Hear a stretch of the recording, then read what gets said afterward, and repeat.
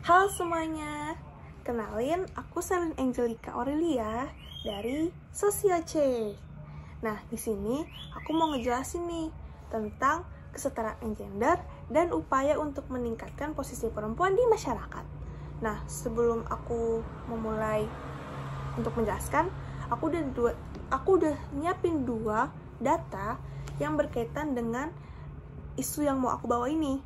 Nah, sebelumnya aku bacain dulu deh. Enggak, aku inget-inget aja ya. Nah, ada 2. Yang pertama itu ada laporan dari Badan Pusat Statistik atau BPS yang terdapat ketimpangan yang signifikan antara partisipasi tenaga kerja perempuan dan laki-laki di Indonesia.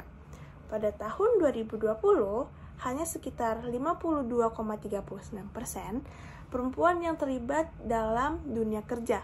Sementara untuk partisipasi tenaga kerja laki-laki itu mencapai 82,49%.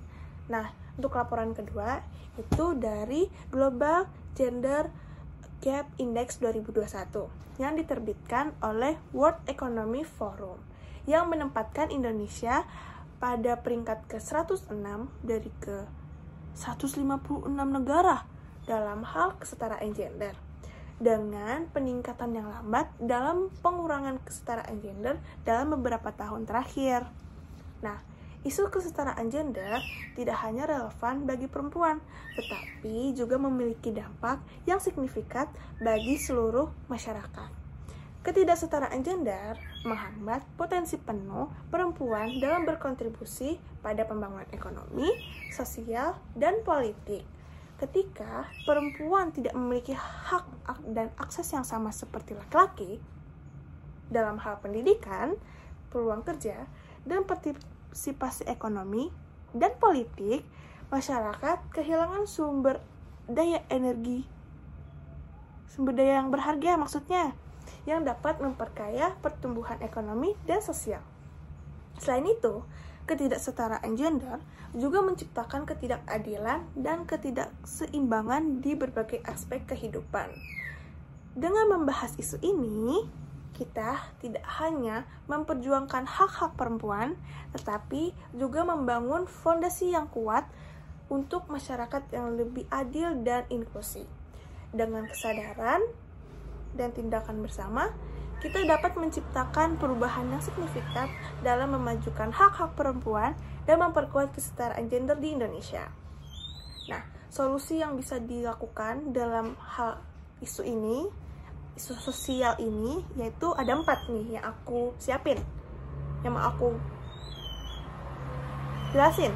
Itu ada 4. Nah, yang pertama itu ada diperlukannya program pendidikan dan pelatihan yang mendukung dan memperluas kesempatan bagi perempuan, termasuk akses yang lebih baik ke pendidikan formal dan pelatihan keterampilan untuk memasuki pasar kerja. Lalu yang kedua, itu ada memperkuat hukum yang mendukung hak-hak perempuan dan hukum pelaku kekerasan, implementasi kebijakan yang mendukung kesetaraan gender, termasuk pemberlakuan kota dalam posisi kepemimpinan. Nah, yang ketiga itu ada upaya untuk meningkatkan akses perempuan terhadap peluang ekonomi, seperti pelatihan keterampilan, akses ke modal usaha, dan kesempatan kerja yang setara. Ini akan memungkinkan perempuan untuk mandiri secara finansial dan berkontribusi secara aktif dalam perekonomian. Nah, yang terakhir atau yang keempat, itu pentingnya untuk mengedukasi masyarakat tentang pentingnya kesetaraan gender dan mengubah stereotip dan norma sosial yang menghambat perempuan. Melalui kampanye, kesadaran, dan program pendidikan, kita dapat mengubah pola pikir masyarakat dan menciptakan lingkungan yang mendukung bagi perempuan untuk mencapai potensi mereka.